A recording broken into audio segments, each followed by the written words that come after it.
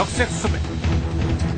50억 이상의 사기, 살인, 마약 등의 강력 범죄자 중 해외 도피 사범에게 내려진다는 1급 수배. 현재 한국인 적색 수배자는 80여 명, 그중 70%가 경제 사범이라는데, 특히 IMF 시기 국민의 혈세 4천억을 부담시킨 채 8년째 도피 생활을 이어가고 있는 나선주 그는 수소문 끝에 취재주가 만난 나선주. 그가 던진 새로운 의혹. 수익 하나도 없죠. 제로죠. 수익도 없이 어렵게 생활한다는 그는 어떻게 미성년자 딸에게 렉서스 승용차를 몰게 할 수 있었을까? 한국에서 수배 중이라는 거 같습니다. 저요? 예. 아, 네? 그런데. 그는 자신이 수배된 사실도 모른 채 살아왔다는 것. 그렇다면 그는 정말 한국과의 연락을 끊은 채 은둔 생활을 한 것이다. 그러나 그와 인터뷰를 마치고 돌아온 취재진을 찾아온 사람. 그 사람도 내 기준으로 볼때 한 3만 원 선을 할 사람. 그러니까 그 생활은 미국에서 사는 한국 사람들 생활 기준으로 볼 때 아주 평범한 수준이에요. 기초정치 생각처럼 외국에 나가서 지금 사람이 한두 명이 있어요. 아마 수만 명, 수십만 명. 그 중에 한 사람이면 그 사람을 조진다 그러면은 나머지 모든 사람들 다 같이 조져야 되는 거야. 심지어 전직 기자 출신의 현역 정치인까지 동행했는데 새롭게 제기되는 의문들을 집중 취재합니다. 지난주 방송을 보시고 많은 분들이 의견을 보내주셨습니다. 거액의 부도를 내고도 해외로 도피하면 그만이라는 게 도무지 이해가 안 간다는 반응에서부터 검찰은 도대체 무엇을 하고 있었느냐는 질책도 이어졌습니다. 지난주에 이어 김주만 기자 나와 있습니다. 김주만 기자. 네. 그 나선주 전 부회장의 입장을 전달하기 위해서 미국에서 한 사업가가 찾아왔었다면서요? 네, 저희 취재진이 미국에 갔었다는 말을 나선주 씨로부터 전해 듣고 나선주 씨의 입장을 해명하기 위해 미국에서 온 사람이었습니다. 나 씨의 벤처 사업에 투자를 했다는 한 유력 일간지 기자 출신의 사업가였는데요. 네. 그 자리에는 한 정치인도 자리를 앉게 했습니다. 어떤 얘기가 오갔는지 들어보시겠습니다. 취재진이 귀국한 지 일주일 뒤 국내 유력 일간지 기자 출신 사업가와 한 정치인이 취재진을 찾아왔습니다. 나선주 씨와는 기자 시절부터 잘 알고 지내던 사이라며 자신들을 소개합니다. 서자 먹을 때 나승열 씨가 와서 스폰서를 좀 바꿔서 하죠. 근데 그때 그 나선주는 그 장조커라고 해서 어린 친구인데 나하고 연배가 비슷하더라고. 그 친구도 이제 소상으로 따라온 거예요. 그래가지고 이제 그때 많이 됐어요. 나 씨의 미국 생활에 대해 해명하기 위해 미국에서 왔다는 이 사업가는 적극적으로 나 씨를 두둔합니다. 왜 만났어요? 만났는데 자기가 아주 어렵게 살고 있었는데 이 친구가 자기가 그러더라고. 막판에는 보니까 나승열 씨하고 아주 차이가 안 났어. 차이가 안 나갔는데 골프 차 하나 들고 처음에 제가 왔대요. 미국을 거의 다 도피성으로 온 거겠지. 근데 나 씨의 생활은 미국에서는 매우 평범한 수준이라는 강변. 그 사람 집을 내가 어떻게 샀는지 알아. 그 사람 집이 살 때 80만 불에 샀어요. 8억 원이죠. 그때는 이제 1,200원 꼴이니까 한 9억 6천 꼴로 산 거죠. 근데 그 동네 미국 집이 대체로 뭐 그 정도 수준이에요. 그게 호화주택가 아니에요. 위에 방 3개 있고 밑에 거실 하나 있고 세미니룸이라고 작은 공간들. 이들이 밝힌 나선주 씨의 생활비는 월 평균 1,000만 원 정도. 현재의 벌이로는 모자라 한국에 있는 재산을 처분해서 부족분을 메운다는 것입니다. 이 대본사하고도 나오는 거는 제가 직접인데 한 2,000불, 2,500불 정도. 월? 네. 그 샌프란시스코 했던 그 채권 으로 나오는 게 한 150만 원, 200만 원 되죠. 합쳐서 한 400, 좀 안 하면 500 정도는 또박또박 나올 것 같고, 그거 갖고는 안 되니까 아마 한 500만 원 정도는 더 쓸 거라고 봅니다. 그 사람도 내 기준으로 볼 때 내가 뭐 뻔히 알지만은 한 1000만 원 선에 할 사람 그러면 결국 한 500만 원 정도가 늘 이렇게 비는 거죠. 500만 원은 기존 재산에서 까먹고 사는 거죠. 이에 대해 나선주 씨는 현재 한국에 자신의 개인 재산은 없으며 차압된 집이 한 채 있다고 해명했습니다. 역삼동에 저희 회사가 지었던 그 7층짜리 아파트 하나 있어요. 거기 나온 뭐 월세 가지고 일부 생활비도 좀 충당하다 지금은 거기서 빌린 돈 이자 내고 있어요. 나 씨 측의 주장대로라면 나 씨는 해외로 달아남으로써 집이 경매에 붙여지는 것을 피했고 그 집에서 나오는 수입으로 도피 생활을 계속할 수 있게 된 셈입니다.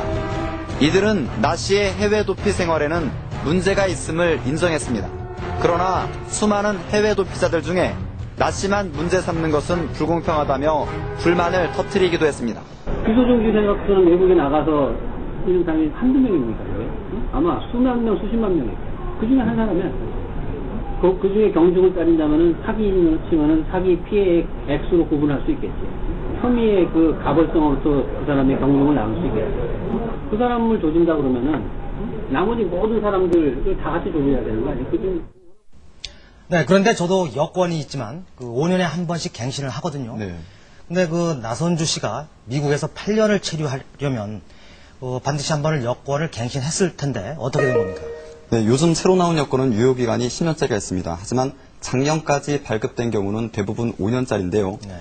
나선주 씨는 99년에 출국해서 8년 동안 머무는 동안에 한 차례 여권 연장을 했다고 했습니다. 네. 검찰의 수배를 받고 있는 사람이 어떻게 여권 연장이 가능했는지 취재했습니다. 나선주 씨가 여권을 연장받은 곳은 미국 샌프란시스코의 한국 영사관. 신청서에 나선 씨라고 사인도 있고 신청일은 2002년 7월 11일 이렇게 돼 있고요. 2000년 검찰 수배가 내려진 지 2년이 지난 뒤였습니다. 출국하셨던 게 이제 98년이라고 하셨나요? 예, 아니 연장 한번 했죠. 언제쯤? 모르겠어요. 그때도 전혀 문제가 없었고요. 네. 형사사범으로 국내외 수배가 됐을 경우는 물론 예비군 훈련만 빠져도 여권 연장이 거부되는 것이 현행 여권관련법. 그런데 어떻게 나 씨는 수배가 된 지 2년 뒤에도 문제없이 여권 연장을 받을 수 있었을까? 저희 직원도 물어봤거든요. 그때 당시에는 행정제재라는 정보가 없었기 때문에 일단 발급을 해줬다 이렇게 얘기를 하고 있어요. 그럼 현재 그분이 다시 여권 연장을 받으려고 하면 지금은 뜨더라고요. 지금 저희가 해봤거든요. 형사사범으로 뜨더라고요. 나 씨가 영사관에서 여권 연장을 받은 것은 2002년 7월 15일. 검찰은 나선주 씨를 2000년에 수배해놓고는 2002년 8월 1일에 가서야 외교부에 나 씨의 여권 연장을 금지해달라고 요청했습니다. 그때는 이미 나 씨가 여권 연장을 받은 지 보름이나 지난 뒤였습니다. 그분이 접수한 날이 2002년 7월 1일이고요. 서울지방검찰청이 이 공부에다가 2002년 8월 1일날 행정조치를 통보를 했어요. 그거 관련해서 공부에서 저희한테 2002년 8월 6일날 행정조치를 통보했습니다. 예. 검찰의 늑장 대처 덕분에 나 씨는 아무런 탈 없이 그의 말대로 당당히 해외 생활을 계속할 수 있었습니다. 취재가 계속되자 나선주 씨는 뉴스후 취재팀에게 귀국 시점을 앞당기겠다는 뜻을 밝혀왔습니다. 기자님이 오셔서 제가 그 속도를 빨리 해서 돌아가려고 해요. 빠르면 8개월이라도 돌아가려고 했습니다. 가서 제가 정정당당히 심판받은 만큼 받고 저에게 잘못된 것은 잘못된 것으로 제가 시정을 요구하셨습니다. 그러나 해외 도피 사범에 대한 관리가 철저했다면 나 씨는 이미 4년 전 공적 자금 비리와 관련한 재판을 받아야 했습니다. 네, 그러니까 예비군 훈련만 안 받아도 각 기관에 통보를 해서 여권 연장, 갱신을 안 해준다는 건데 뭔가 좀 석연치 않은 대목입니다. 그리고 일단 지금 취재한 내용을 보면 검찰의 수사 시스템에 큰 문제가 있었던 건 확실해 보입니다. 그런데 말이죠. 거평부도의 그 또 다른 책임자 나승열 전 회장은 어떻게 책임을 지고 있습니까? 나승열 회장은 일부 책임을 지기는 했습니다. 그 징역 2년 6개월의 실형을 선고받고 네. 또 수천억 원의 공적 자금을 투입하게 한 만큼 전 재산이 압류된 상태입니다. 네. 건강상의 이유로 1년 정도의 형기를 남겨놓고 형 집행정지가 이루어진 상태인데요. 최근 자녀들을 통해서 거평의 재건을 꾀하고 있다는 소문이 있어 이를 취재했습니다. 네. 초등학교 학력으로 30대 재벌 총수에 오르며 20세기의 마지막 성공 신화를 창조했던 나승열 씨. 재계등장 17년 만에 30대 재벌 총수에 오른 수수께끼 같은 인물 거평 나승열 회장.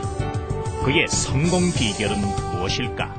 그러나 그룹이 공중분해되면서 나승열 씨 역시 2002년 구속됐습니다.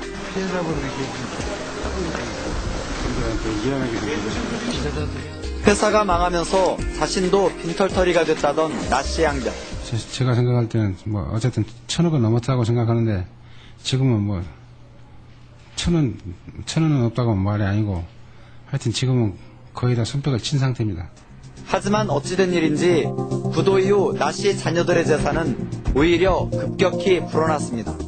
경기도 분당의 미금역 주변에 있는 오피스텔. 2002년 나승열 회장의 아들 영돈 씨가 한국토지공사로부터 60억 원의 토지를 사들인 뒤 지어 분양했습니다. 당시 분양한 오피스텔은 모두 440여 개. 평당 분양가를 500만 원만 쳐도 총 분양가액이 3,900억 원에 이릅니다. 당시 나영돈 씨의 나이는 25살. 대학을 막 졸업하고 한 병역침해업체에서 복무하던 때였습니다. 그러니까 20평이면은 1억 정도, 1억에서 1억 천 정도를 분양했다고. 그걸 총 걷어들인 돈에서 땅값 제하고 건축비 제하고 근데 상당히 많이 남았을 거예요. 서울 용산구 후암동에 있는 고급 빌라형 아파트 남산 브라운스톤 역시 나영돈 씨가 대표로 있는 서현개발이 개발했습니다.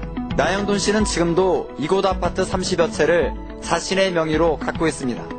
나승열 씨의 장녀 나윤주 씨 역시 2001년 구로동의 땅 2천여 평을 사들여 직접 분양 사업을 벌였습니다. 당시 27살 나윤주 씨가 사들인 땅의 가격은 102억 5천만 원. 우리도 맨날 등기 이렇게 치면서 나윤주 이상 되게 나이가 어린데 참 부모님을 잘 만났구나. 변변한 소득도 없는 나 씨의 자녀들은 어떻게 20대 중반 나이에 이처럼 수천억 원 규모의 주택 분양 사업을 벌일 수 있었을까? 나승열 씨 측은 자기 돈은 들이지 않아도 수백억 원대의 개발 사업이 가능한 일이라고 말합니다. 한 몇백억 정도 어떤 사업을 하기 위해서는 시드머니는 그렇게 많이 필요하지 않습니다.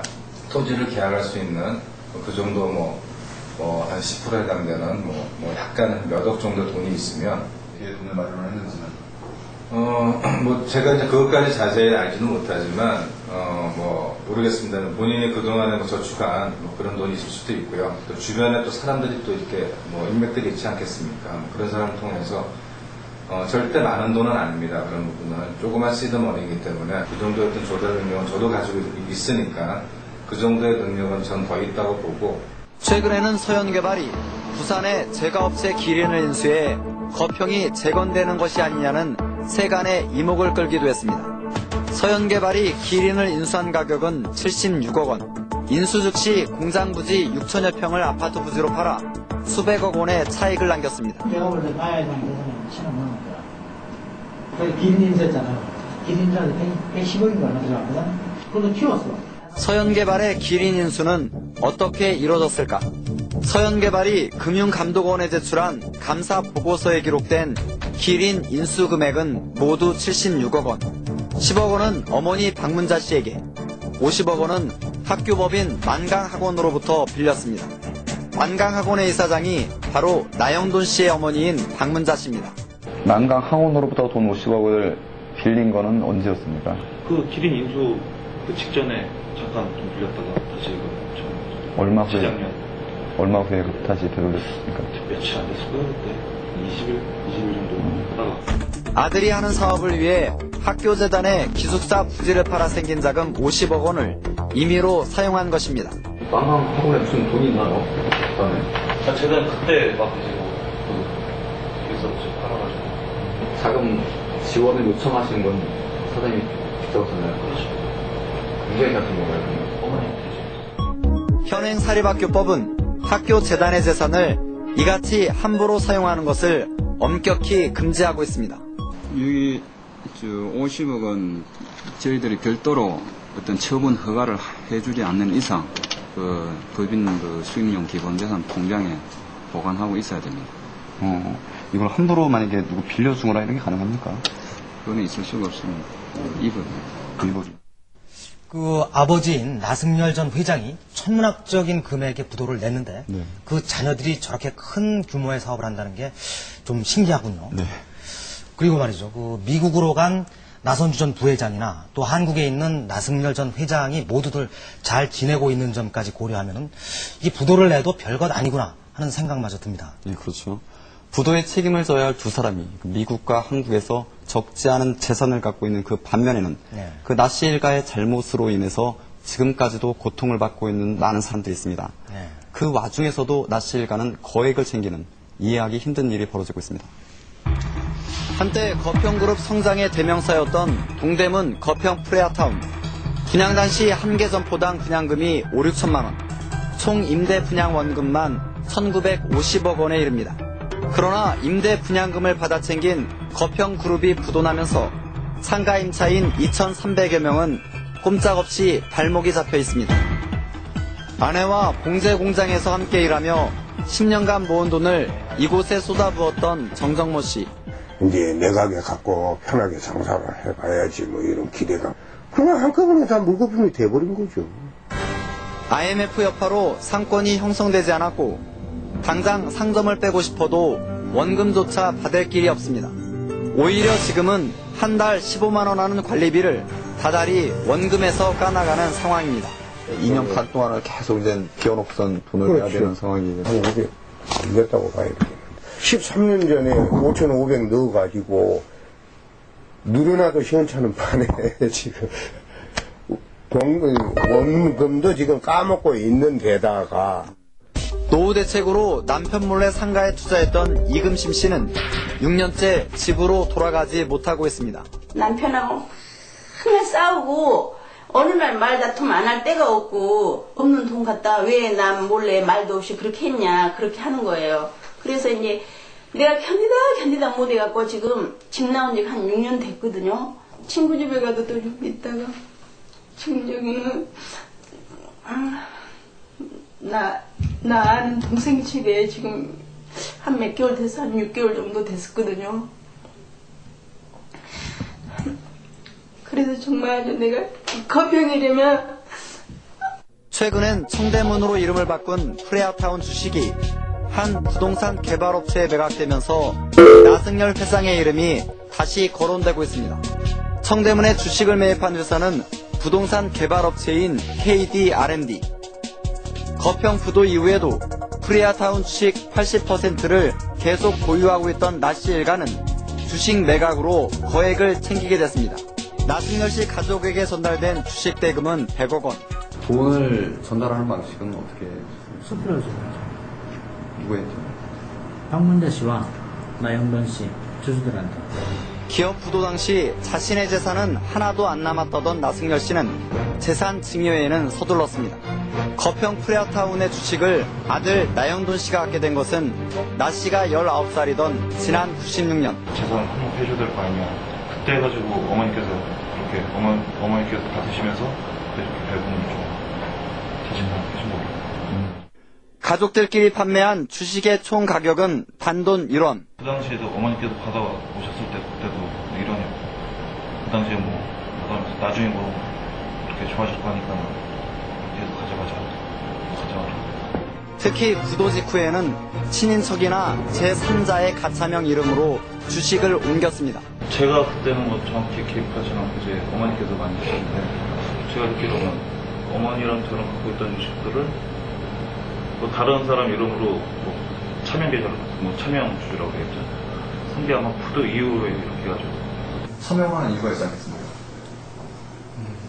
그러니까 또 뭐 불안감이겠죠. 예, 뭐 그거는 그렇게 좀 뭐 이해를 해주시면 좋겠습니다. 불안감이라는 건 재산을 잃을 수 있다는 불안감. 그런 불안감도 있을 수 있고요. 예. 임차인들의 요구나 검찰 수사로 인한 재산 환수를 피하기 위해 차명으로 주식을 보관했고 10년이 지난 지금 이를 되팔아 100억 원의 막대한 이득을 취한 것입니다.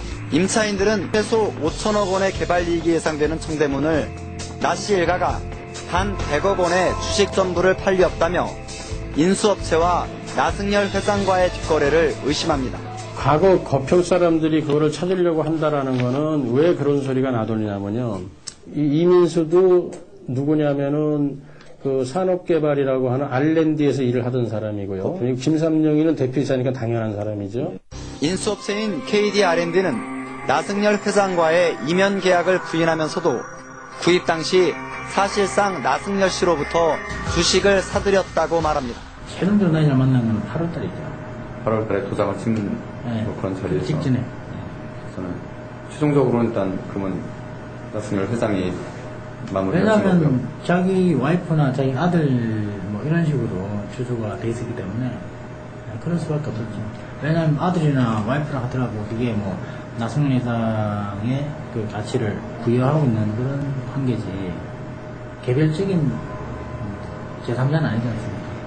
10년이 다 되도록 그냥 원금만 까먹고 있는 임차인들. 나씨의 가족들이 모두 수백억 원대의 재산가라는 소리에는 그저 기가 막힐 뿐입니다. 그럼 2,000명 다 죽여놓고 혼자 살겠다. 이게 사회적으로 이런 거는 진짜 뭐 어떻게 방법 없습니까 이거? 사회적인 부분에서 2,000명을 죽여가지고 혼자 살면은 그 사람은 그래도 인리 의미에도 떵떵거리고 사는데 우리는 뭐냐고 우리는. 네, 보니까 피해자들이 대부분 서민들이에요.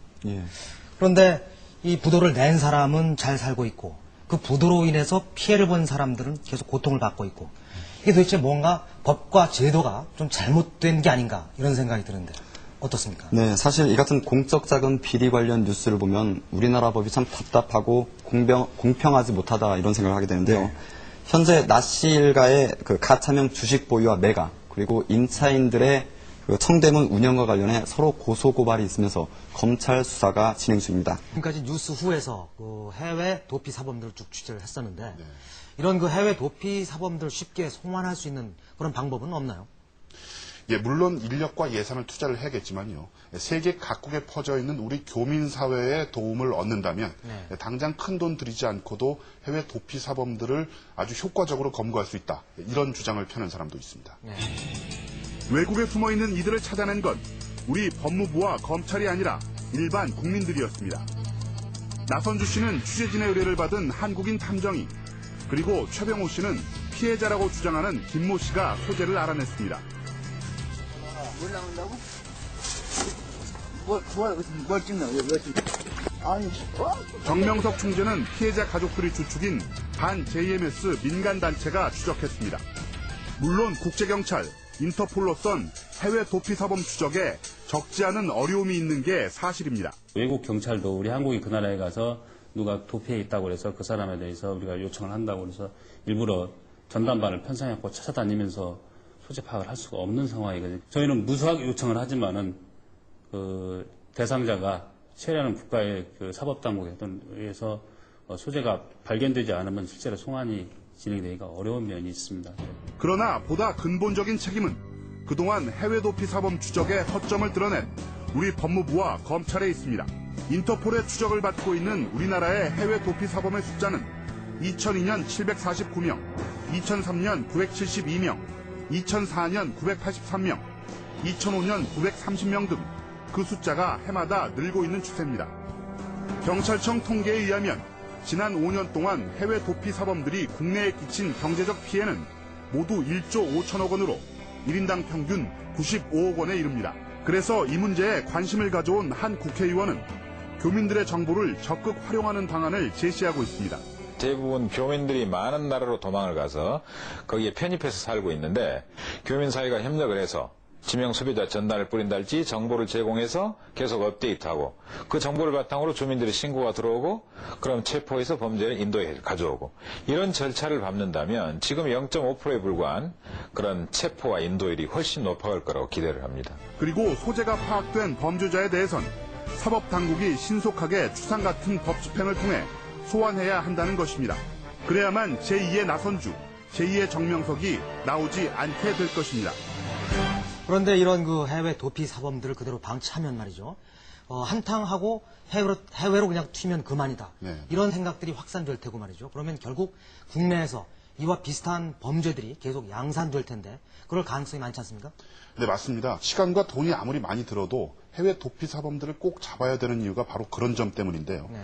결국은 우리 법무부와 검찰 등 사법당국의 의지에 달렸다 이렇게 볼 수 있습니다.